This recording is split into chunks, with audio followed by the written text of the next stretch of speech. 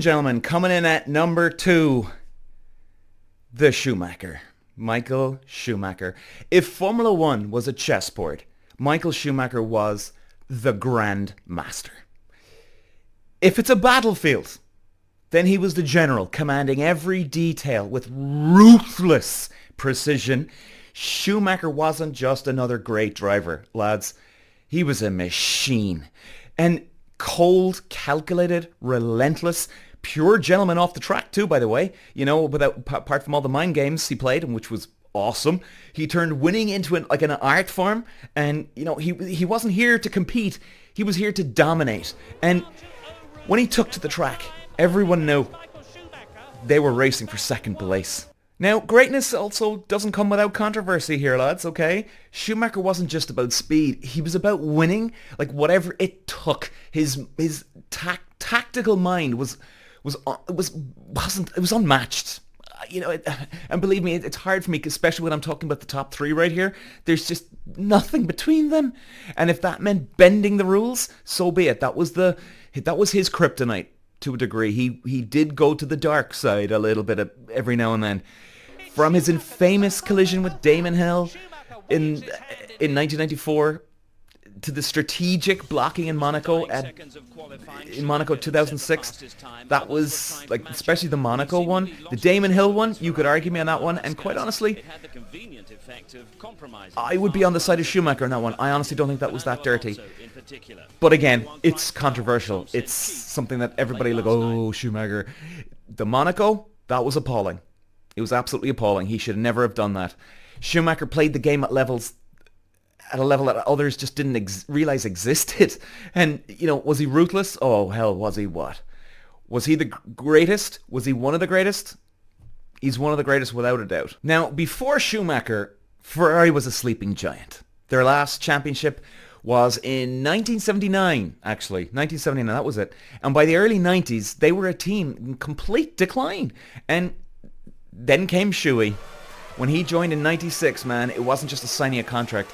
He was signing up for a goddamn mission. He wanted to turn the whole thing around.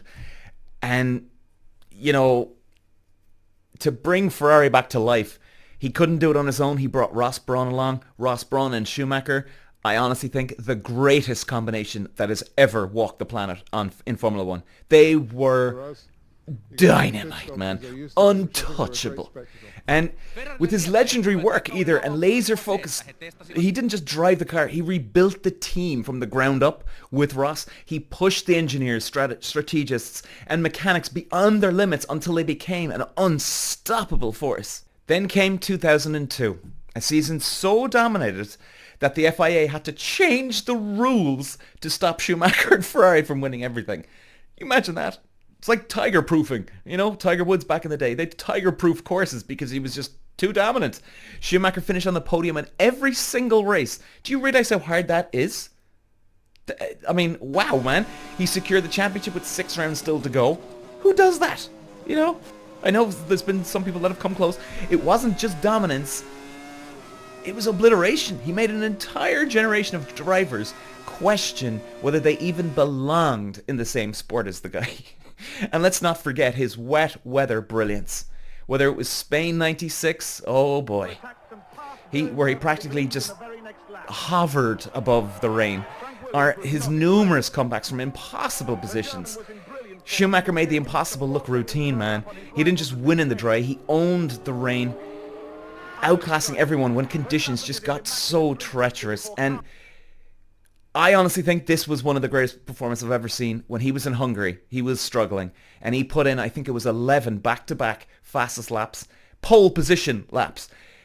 Maybe it's hard to see from the outside, but as an ex-racing driver, putting together 11 qualifying laps in race mode, and what he did and I won't give anything away, lads, because you should really check this out. And you really, I mean, it was unbelievable.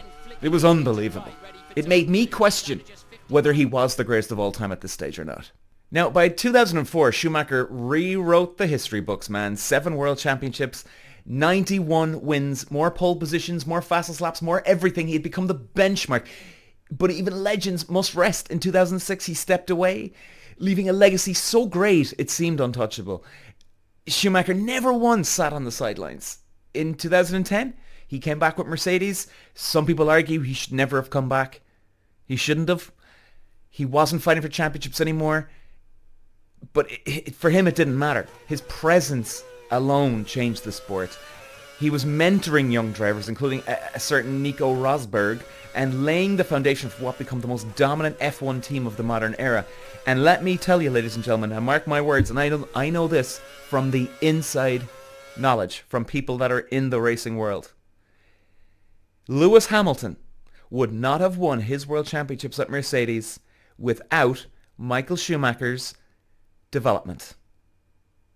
If Schumacher was not there, Hamilton would not have had 5 world championships with Mercedes. And of course, ladies and gentlemen, we know the tragedy that fell upon him in his skiing accident. I mean, how does that happen, man? You know, he risks his life in every Formula 1 lap he completed in. How many laps, I don't know. And then he just has a simple skiing accident and it puts him into a coma, robbing the world of his presence. Since then, update on his condition has been very scarce. They kind of give a bit of an idea to us in the Schumacher Netflix documentary. Every modern champion, from Lewis Hamilton to Verstappen, owes something to Schumacher. His training methods, his technical approach, his psychological warfare. He changed F1. Records may be broken, but this man's legacy is eternal. Schumacher wasn't just great, he was inevitable. And he was the driver who redefined what it meant to be the best. He didn't just win, he forced the sport to evolve. So the next time you hear someone debate about the greatest of all time,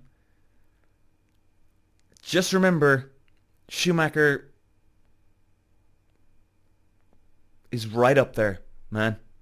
Walsh running the Irish green, and look at the move, he's making down to the inside. Moves to the front with fifth all the way to the lead in lap 1. Walsh takes win number 2. Peter Walsh.